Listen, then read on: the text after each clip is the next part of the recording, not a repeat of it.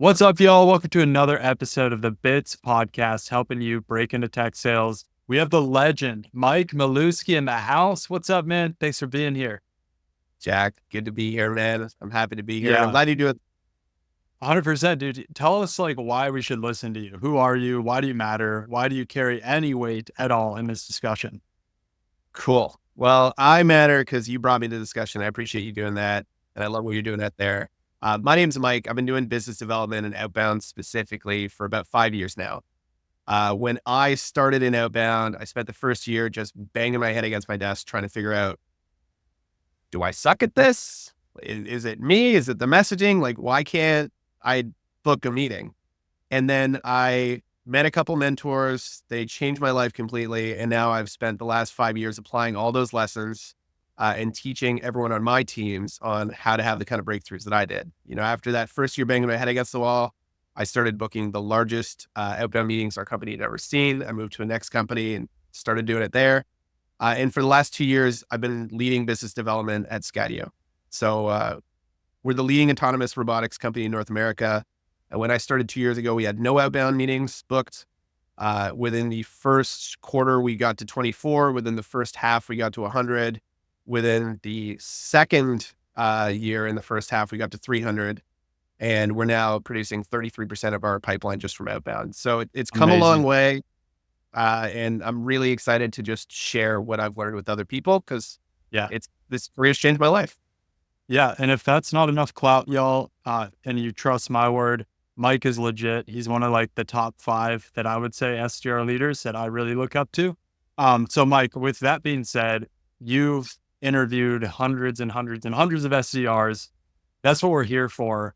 Can you walk through your top 3 favorite interview questions you like asking SDRs? Yes.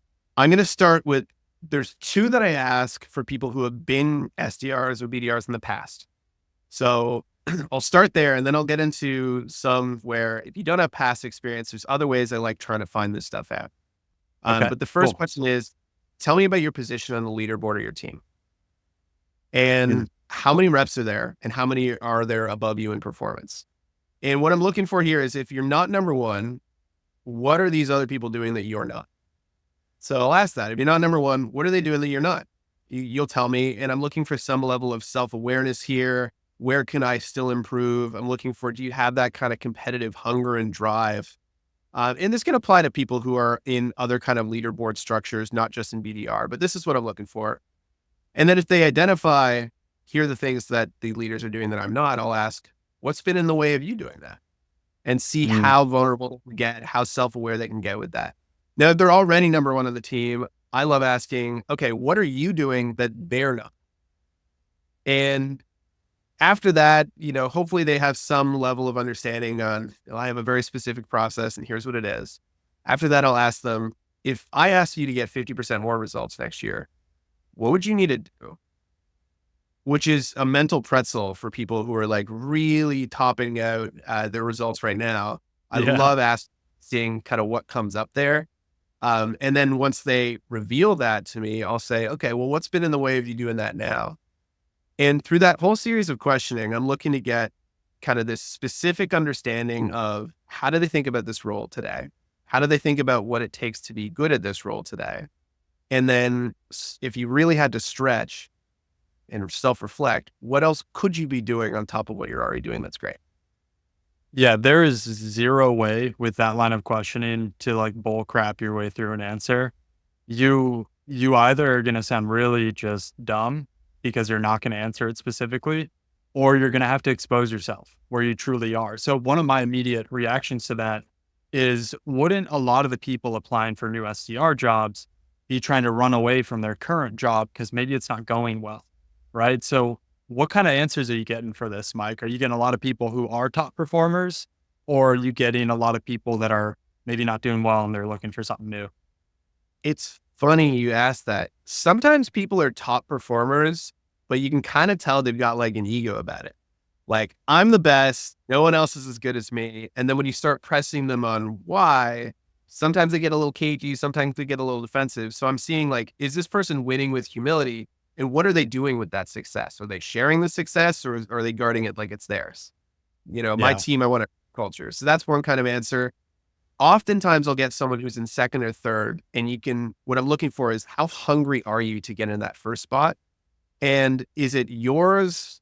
Is it not yours because of something you're doing or something they're doing? Is it within your control that it's not yours? So I'm looking for how responsible are you willing to be for your position on the team right now? If they're not taking responsibility, like, I'll never get there because these reasons, that's a red flag. And I start digging into that. But if they're very responsible, like, I know I'm not doing this and this is what I'm working on to get better and how I'm doing that, it speaks volumes about their work ethic and their sense of self. So Mm. that's some of the answers I Yeah. get. Sometimes people tell me like I'm way down here and I just keep digging in, that, okay, what is it that they're doing different and how can you learn from them? What are you already doing to learn from them? And again, Yeah. it's just that level of responsibility, knowledge, learning. You can't always be part of the best setup, but you can absolutely be responsible for the results you get. Yeah, absolutely. One of the things I love asking with these questions is what are the green flags and the red flags to look for? You hit both. And it sounds like really the more specific they can be, it shows you that they're actually processing their role. They're processing success or what it takes to be successful. And they know, okay, I have to make these changes. I'm working on this thing because a lot of interviews are just vague. Like, how do you handle rejection? Oh, I think it's good. And I just keep going. And, those kinds of responses don't give you an honest look at, does this person actually know what they're doing? So yeah, if you're hiring someone with experience and they do not give you specific answers like that, that's a red flag to me too. If they've been an SDR and they don't know what it takes to be number one, they don't know what their gaps are, like what are Yeah. you doing then in your role? Because your whole goal is to hit quota. That's it. So you should be thinking about every single moment, how do I get there? 100%. And the last thing I'll say is there's something to it where you can tell who's just showing up and checking the boxes. Like, this is just a job. I'm just here to do a job. And you can tell who are the people who are here to play a game and improve themselves and have fun doing it. And I'm looking to stock my team with people who are like that. I don't Yeah. want people on my team who are just here to show up to work. Anyone can do that. My company is not the place to do that right now. We want Mhm. people who are like all in and understand and appreciate how fun this can actually be when you're Yeah. winning at that level. And I just want Yeah. people with that level of hunger. Yeah. So takeaway for the listeners so far is that if you have SDR experience, you have to be specific. You have to give real examples of what you really are doing in the role, good or bad. Maybe you're not doing well. Cool. Point that out. Call out what you're doing to improve. But if you have experience, our bar of expectation as interviewers is way higher than if you are new to the BDR role and you've never done it before. And so Yeah, it's actually way easier to disqualify yourself as someone with experience because you're not giving real good answers. My expectation is so much higher on you that you're going to do well in this interview. If you don't, red flag. 100%. And on the Yeah. flip side, so if you don't have this past experience, what I'm really looking for are like, what are the soft skills that I know people are going to need? So at my last company, Ada, great team, had a lot of fun there, produced incredible results with this team. The best BDR we had on the team, in my opinion, was a woman named Amanda Sierra. Shout out Amanda. She had no past SDR or BDR experience. She worked at a hospital before that. I think she was doing some fundraising stuff. So she wasn't like totally new to calling people, but it wasn't even close, the results that she produced versus the rest of the team. And now I'm pretty sure she's the top performing AE. So you could absolutely get in there, but what she showed was just drive, determination, work ethic. And Yeah. one of the questions that I asked to try and get to that is, if I asked your last manager, what would they say about you and your work ethic? What would they say about you if I called them? And they'll tell me, and then they'll say, why? And it's this really interesting, if I get you to tell me about yourself, you're going to give me one answer. But when you have to start looking at this other perspective, and now there's this thing in the background, like, oh, dang, they might actually call this person. There's Hmm. this, I watch for their initial reaction when I ask the question, like, is this uh-oh, or is this oh, I'm glad you asked that. So I look for that. Yeah. And then I listen, just what do they say? How vulnerable are they being right now? How open are they being with this answer?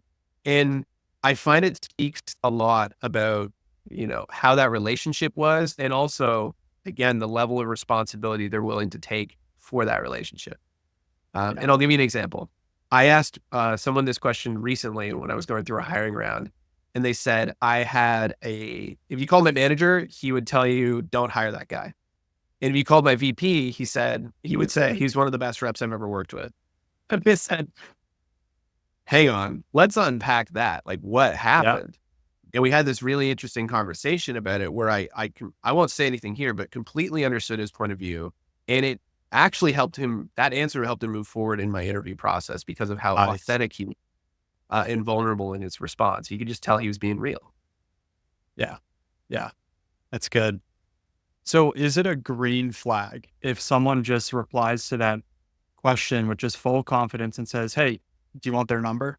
Do you want to call them?" Or is that like way too cocky and arrogant and that would like not sit well with you? For me personally, I would find that hilarious and I would absolutely lean into that. For me, it's a green flag because anyone who can be that witty and quick and banter with me like that, you're going to do well on a cold call. You know Yeah. what I mean? So I'm looking for that level of comfortability with me, this total stranger that you've never talked to before, or maybe talked to only once. Yeah, that's a great flag.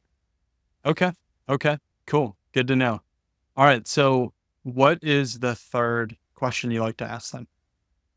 So the third question I ask, I usually do this one first. So part of my interview process is I'll reach out to everyone on LinkedIn and I'll add them because I like seeing how does this person engage over text? What does this look like? Do they send long walls of text or do they communicate briefly and succinctly? One Mm, of them has a way better response rate on LinkedIn. So looking at what do they kind of natively do today? But I'll ask them on LinkedIn and I'll say, hey, by the way, for our interview, our playbook is based on the Justin Michael method. Shout out Justin Michael. Look him up on LinkedIn. I think he's the best outbound voice that there is right now alongside Tito Board.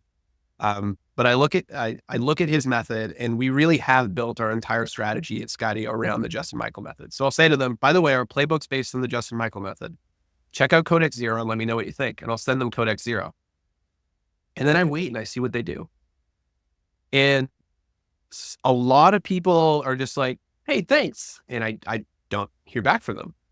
Some people are like, oh, this was cool for these reasons. And they kind of give me something vague. Like, I don't really know if they really got into it or not. But then it's this litmus test because there's this very small selection of people who are like, Mike, that changed my life. Like, Mike, what is this? I've never seen anything like this. Here's what I got from it. And those are the people who I just gave them an opportunity to learn. They took that opportunity and ran with it. They learned some stuff. They got excited about it and they shared it with me to help me learn what they learned. And then we can actually have a conversation about that. Those are generally really good conversations. And most of the time yeah. when I'm hiring right now in the background. We don't have open roles yet, but these are the conversations I'm having. I'm seeding out our strategy and just asking people, what do you think of this? Yeah. And it's been some of the greatest conversations that I've had in these interviews have come from that process. Yeah. One thing I coach my candidates to do all the time is create opportunities during the interview for the manager to coach you, right? Allow them to coach you in the interview because us managers, us coaches, we get a lot of like endorphin release when we're coaching.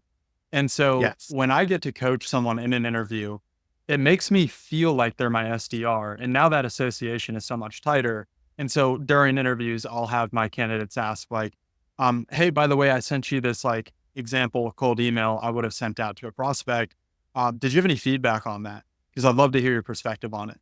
And so you're inviting the manager to come in and coach you. Sounds like you're kind of doing the same thing here, Mike, where you're like, hey, we're going to have these conversations if you're on my team because we have a playbook, we have a strategy. Here it is. I want you to go absorb it, understand it, and react to it because I'm going to start coaching you on this. And so I think the takeaway or the highlight for the listeners trying to get into tech sales right now is be aware that managers were looking to see how we will coach you in real life. And so any chance you have to engage outside of the black and white standard interview process, eat it up, be all about it, go deeper, than what the surface is asking. Because just like Mike is doing, he's testing you. And that's what an interview is. He's testing you. Are you going to engage? Are you going to interact with this? Or are you going to say, oh, cool, thanks, I'll check it out. And then reply later like, hey, that was really cool. Thanks, Mike. Like, nah, that's not it. The way I look at it is how you do one thing is how you do everything. And that's not 100% true 100% of the time, but directionally, I found it incredibly accurate. Yeah. So if I give someone something and I start getting to engage with them in that way, I can already tell what it's going to be like to work with you based on how this goes. Are we vibing? Are you learning? Are you excited about learning? If I get someone who's hardworking and excited about learning and responds well to the material, you're going to have a hard time doing badly on my team. Yeah. Like it really just comes down to that. Yeah. Attention to detail is massive. I'm always really harsh on typos and grammar errors because there's free technology out there that makes it perfect for you, like Grammarly. It's literally a free Chrome extension. I get like human stuff happens. I've messed up with grammar and stuff. But what I love what you're doing in that interview question, Mike, or at least that scenario, is you're also giving them opportunities to show their grammar, their punctuation, their awareness. Like you said, can they message well socially? And can you be concise and condensed? So from a interviewer perspective, I think I'm going to steal that method when I'm leading SDR teams again. So thank you for that one. Appreciate that. And I mean, to add one thing on to that, even if you haven't been a BDR before, you can still message BDR managers with best practices. You don't have to have experience. And I have plenty of experienced BDRs all the time, and they'll message me and they'll send me a wall of text on LinkedIn that's almost impossible to read. Every sentence starts with I, and it's me, the whole way through. And I'm like, oh no, Yeah. maybe in their current role, they are not doing that, but it hasn't translated to like an in-depth understanding of this outbounding that we do. It applies to everything. Yeah. The new BDRs who haven't done this before, if you message me and your messaging is all about me, and there's a little bit of personalization there, you've at least been interested enough to look at my company and understand what I do, and you're concise and brief, and that tells me that you're at least willing to participate in the kind of discourse that we need to have in this role. And there's a lot that people can learn from people like you on what does it look like to be a great SDR. And the secret for everyone out here is the bar is really low right now. It's really low. My last role, we had probably 400 people apply on LinkedIn. I had 3 email me. I had 1 cold call me. Yep.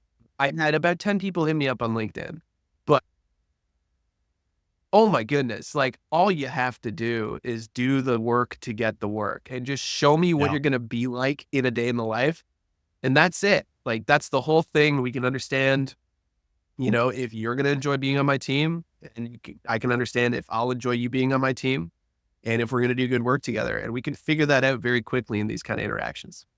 Yeah, I fully agree. And I've seen those stats consistently, both on my own data of whenever I put a job out, but also some friends I have in the industry as other SDR leaders. Same stats, like 400 applicants and 3 cold calls. I wonder if candidates think everyone else is cold calling. So who am I? I'm just going to be one more. But y'all, no one's calling us, right? So like pick up the freaking phone. And I think a little hack, Mike, to what we're talking about, the text and how to format, skip all that. Send a voice memo over through LinkedIn or send a selfie video. What's up, Mike? I want to introduce myself. Like that to me would be a huge win because like you're comfortable on camera, you're using, creative methods, but you're also helping yourself not have to like try to type a perfectly formatted essay. I don't know. So reactions to that. It's not hard to stand out, and that's one of the best ways to do it. Send a voice note, send a video, send a picture, be different at all. And if everyone else is sending a wall of text, send a brief one. If everyone's making it about them, make it about me and the company. And I don't know, my LinkedIn profile is pretty unique, I think. And there's a ton of easy stuff to reference. I made it by design to try and attract people who are going to respond well to that. So yeah, I think there's a lot there. And I really appreciate when someone will just take the time to tell me a little bit about them, but why what they told me about them applies to me and Yeah. Skydio and what we're doing here and how this all fits together and what they actually bring to the table from that past experience. Whether you're a past BDR or not, if what we're looking for is grit, determination, responsibility, hustle, and a willingness to learn and just win, there's a million ways you could have displayed that in the past life. And you just bring that to the table and say, here's what I've done in my life. You guys look like you're doing this. I think these things work together. Yeah. What do you think? Absolutely. The last thing I'll say, please don't ask me for time on my calendar. That is the one message that's like such a big red flag for me, because I'm like, if I had time to meet with everyone who asked for time on my calendar that messaged me on the LinkedIn, I wouldn't be able to do it. Mhm. So that's a tough one. I'm always going to turn that one down and engage in a conversation first. I won't bar people outright, but I'll joke and say, if I had the time, I'd love to, but I Yeah. can't do that for every person that messaged me. So like What's the better thing to say then? Is it more like, hey, how do I earn my way into an interview with you? Something like that. something like that. Yeah. It's basically engaging, like, tell me about you, tell me about the role and why it's a fit for you and about Skydio. Like, make it about me and personalized to me and the company. And then Mhm. just say, is this worth a chat? Some low friction call to action that's not going to require too much from me. And I can get back to you really quick. Or, hey, what do you think of this? Is Yeah. this worth a chat? You know, Anything like that where we can just start the back and forth on LinkedIn is going to be a really great place for me to get started. And you know what? If you already Like it. applied, part of it is just like, Mike, I just applied for this role. Here's why I applied and why I think I'd be a good fit for your team. Yep. You tell me what your first reaction is. Like some version of that. I think the goal would be just, how can we start a dialogue together and feel each other out a little bit? I don't know you, you don't know me. We ultimately don't want to wind up 3 months from now where you say, man, I did not think this role was going to be like this, or vice versa. Um, and I think that's the interview process for me. It's how can we have just an authentic interaction where we suss out, are you a fit for what we need, and are we a fit for what you need right now? Yeah. I think that's also just a really good micro tip is to apply before you reach out to the managers. Because my first question back to these candidates is always, have you applied? Because I need to go like into our system and see their name so I can give their name to our recruiter so he can schedule them. And so like just take the initiative, apply. And when you reach out, hey, I just applied. And then I love what you said, Mike. Here's why I applied. Here's why I think I'm a great fit. Yeah. And be confident. You're probably awesome. Way more awesome than you Yeah. give yourself credit for. Yeah. And just remember, y'all, the bar is so low. Not a lot of awesome people are, at least they're not showing us their awesomeness as they're applying for jobs. That's Well, it. those are, That's yeah, the important thing. It's not that these people aren't awesome. It's that everyone's hiding out for some reason. Everyone's a little bit scared or maybe overwhelmed, or you're applying to so many jobs and wondering why no one's getting back to you. I swear to goodness, if you cut that list down to 10% and you apply to like 2 a day even, and I don't know what your best advice is, but I think if you're applying to a ton, you just start applying to very few, but you do the role to get the role. You're gonna have a yeah, lot more success because you're gonna show people. Um, because going through those 400 applications, it's a nightmare for me too. It's yep. you can't spend more than a couple seconds on them, so I don't know what I'm missing unless you reach out to me. Yeah, yeah. No, full agree. And I'll do the backwards plug here, where I think a lot of people they're hearing they have to do the job to get the job, but if you've never really done it before, then you don't know where to go. Like, what does that mean? Where do I find contact info? How do I email a manager? What do I even say? How do I follow up at all? Do I not? Is it annoying? And so the backwards plug here, y'all, is I've got a literal free guide. It's free. It shows you step by step exactly how to go do this, how to send someone like Mike a LinkedIn message, how to find his email, how to find his number so you call him. It's solely free. It's all over everything associated with me. So if you need the link, just hit me up on whatever channel. Um, but Mike, I guess my last question to you then is, what advice do you have for people out there looking for SDR jobs and they just can't seem to actually land a role? What advice would you give them? When I started this, I was terrified to get into sales. And that first year, I did not perform well. I made like $500 on my 20K commission promise. Um, and I just didn't know if it was going to be for me or not. but I persevered. I found some mentors, and it's completely changed my life. My advice is just go for it. Um, I've 6x'd my income in 5 years from 50K Canadian. That's bananas. Like, this has completely changed my life. It's changed the life of my family. Like, stop waiting for it and just go for it. And if you fail, I failed for the first year too. Go keep failing and keep learning, because there's so many incredible free resources out there, yourself included. Justin Michael, Tito Board, so many people on LinkedIn giving just incredible advice. I can't believe it's free. Go Mhm. fail, fail forward, and fail as creatively and often and fast as you can. And on Yes. a long enough timeline, success is inevitable. I promise you. You just have to keep being willing to try and fail forward and be responsible for your own success. And Yeah. you can't fail if you just keep going. So Jack, I want to give you a shout out, because I'm actually moved by what you do, because it was hard for me to break into tech sales, and it was a friend who helped me do it and got me the interview and coached me through it. Like, literally what you do for people. And it's completely changed my life. And it moves me that you show up in the world and you do this for people, because we need more good people in tech sales. And a lot of people just haven't connected the dots. And like, I'm actually moved right now because my life's completely different because of that one friend of my life. Thank you, Wiggum, who got me into this. And I'm blessed that I get to help other people do the same. And I know you feel the same about what you do. Yeah, now you're in a leadership role and you get to have a multiplication impact for all the people you're coaching and training. And one day they'll go on and lead. And that's just the beauty of multiplication. And y'all, Yeah. one thing to put on the heels of what Mike said, you're reaching out to SDR leaders, AKA coaches. We're going to give you feedback, like screw up in front of us, like try a video and you might feel so awkward, but some of us will reply and be like, hey, I love that you're trying to do this. Maybe tweak this, tweak that, and you're on the right track here. So you literally couldn't mess up with a more forgiving audience because we're coaches at the end of the day. So Mike, man, really valuable having you here. You've been a great friend and someone I really look up to in this field. So appreciate you taking the time. Right back at you, man. Keep doing what you're doing. I think it's a blessing.